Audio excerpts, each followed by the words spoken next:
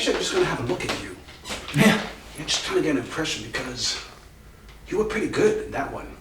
And pretty good, and actually I think like the entire cast, that was an amazing movie in terms of... oh, thanks, man. You really believe that friendship You really believe the friendship. You really believe that, and also like I think like all the nuances that all of you guys are like just bringing in, because there's not so much action, it's really just about the subtle moments that are happening there. Right. So are you unhappy that now all the girls are gonna go crazy for you, just having like being like in 2 movies, which have such an appeal on that demographic?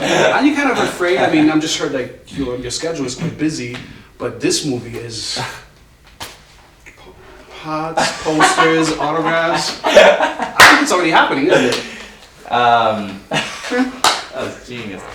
Yeah, I mean, the coolest thing is that we made like, there's no vampires in this movie and there's no car chases. See, it's not in 3D. It's not in 3D, it's just a couple kids and they're just friends and they go on a road trip together and somehow these girls are screaming for this book. And I think that is just a testament, that's because of John Green, I think.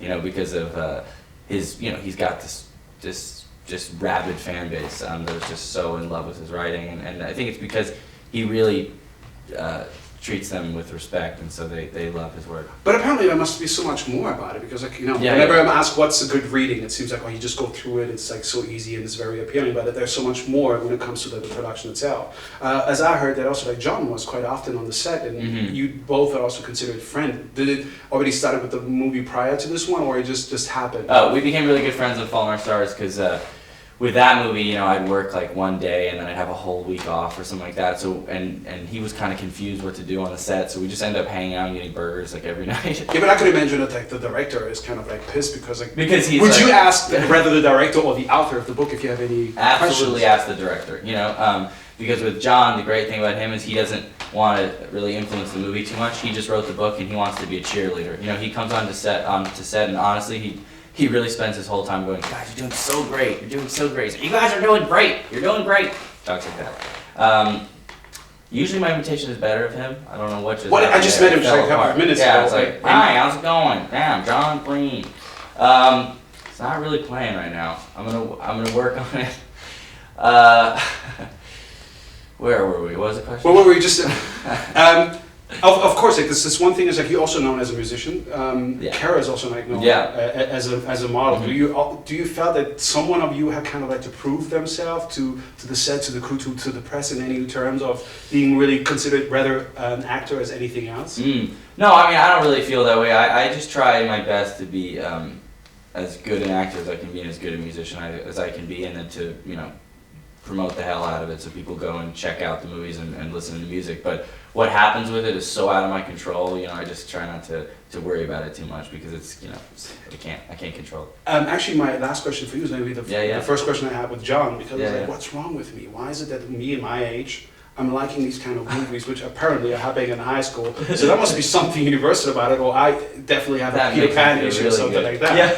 So what is it? What do you think is the success of these kind of movies, these John Green adaptations? I think because they're just so real, you know, and there's just so many horrible movies that come out that aren't real anymore, you know, and the fact that these characters are so real and like you said, I really think Jake Schreier, the director, let the nuances play and it to be subtle and delicate, and most movies are, you know, everything's happening. It's 1,000, you know, 1,000 things are happening at once, and this movie is a little bit slower and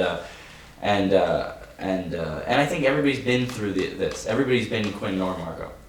But it's an interesting point because that's what I had. I was in there, was like, it's kind of interesting. I like this movie without all that fuzz. That's why I thought maybe it's more for older people. Maybe it's stripped like, down. Calms down. Oh, my heart rate is fine. It's good. So I can even do like text in between. But I didn't do that. No, because you kind of. I mean, it's stripped down, but it's still engaging. You know, and my favorite movies are a lot of movies from the '70s. You know, like Dustin Hoffman. I even feel that it had something of the '80s, like the high school good feelings that you had. Yeah, I love Say Anything with John Cusack and like exactly, you know, some like the John Hughes movies and I definitely agree that. Yeah. And that's what I liked about it. So congratulations on this one, and of course, apparently, judging your schedule, you might come more often now on the promotion. I hope so, man.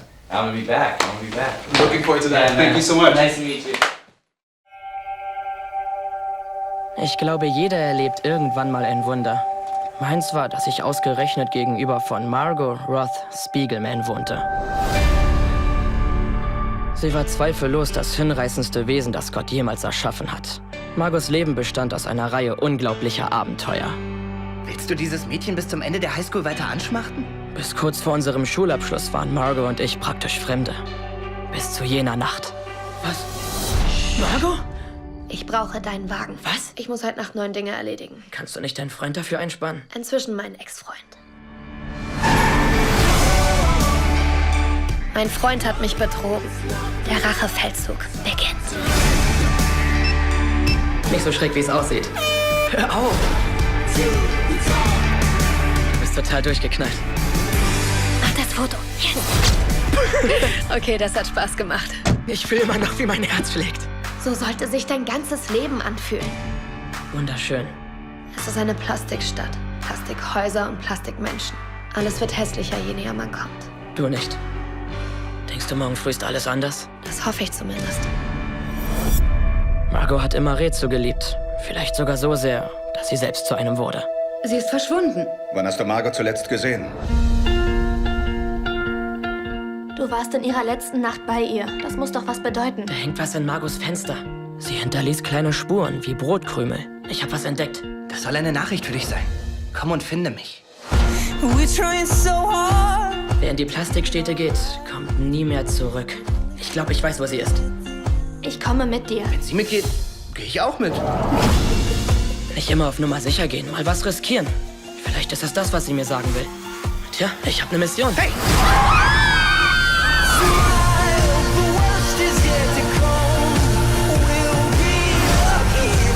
Du liebst sie, stimmt's? Ja.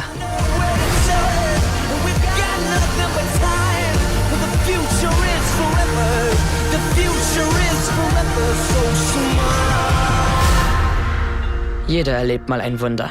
Meins ist Margo Roth Spiegelman.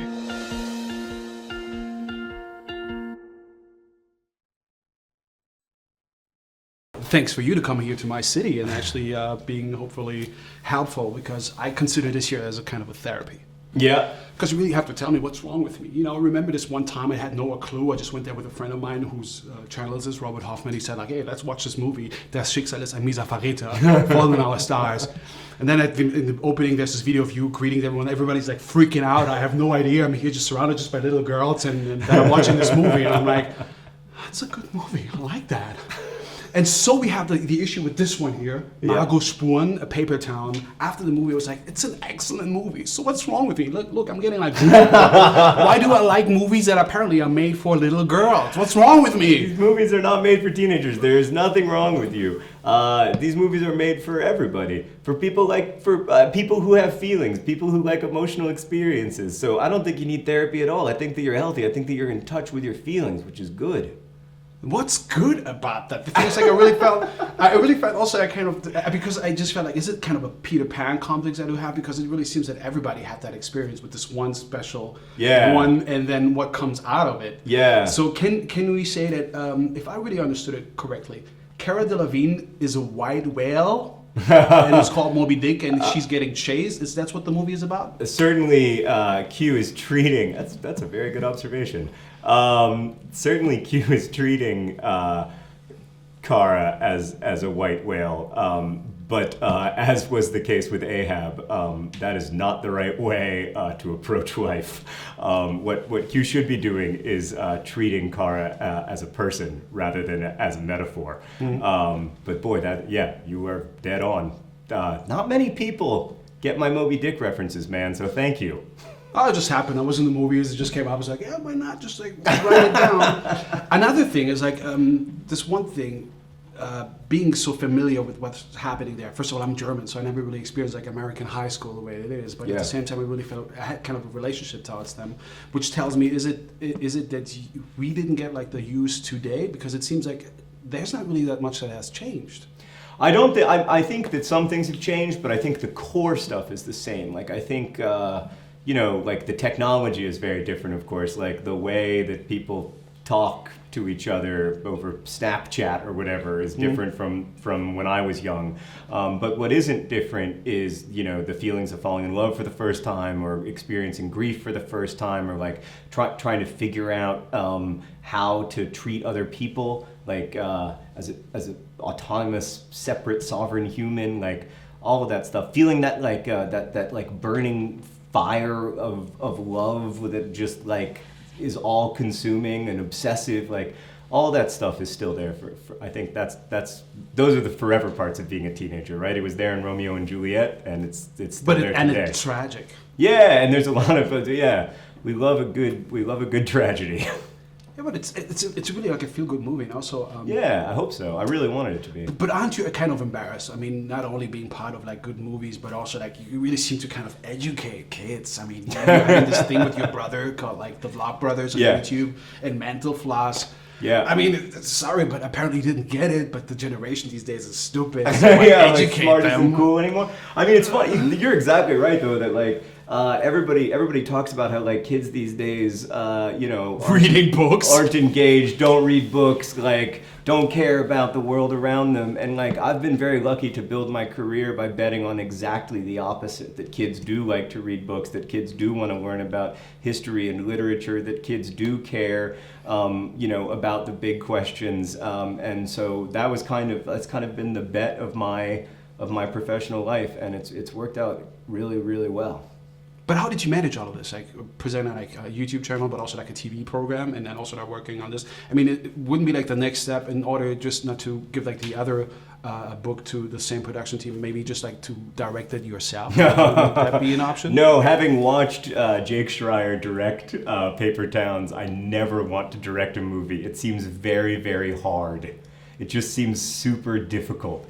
Yeah, actually, it's quite the opposite. Telling someone where to go is one one just thing. Be like, writing something which is genius something. is difficult. No, it's because it's like you have to manage so many different people and problems, and also I don't really understand how cameras work. Like I've been video blogging for 8 years, but I still don't really know like how to focus a camera. So I think I would actually be a pretty terrible movie director.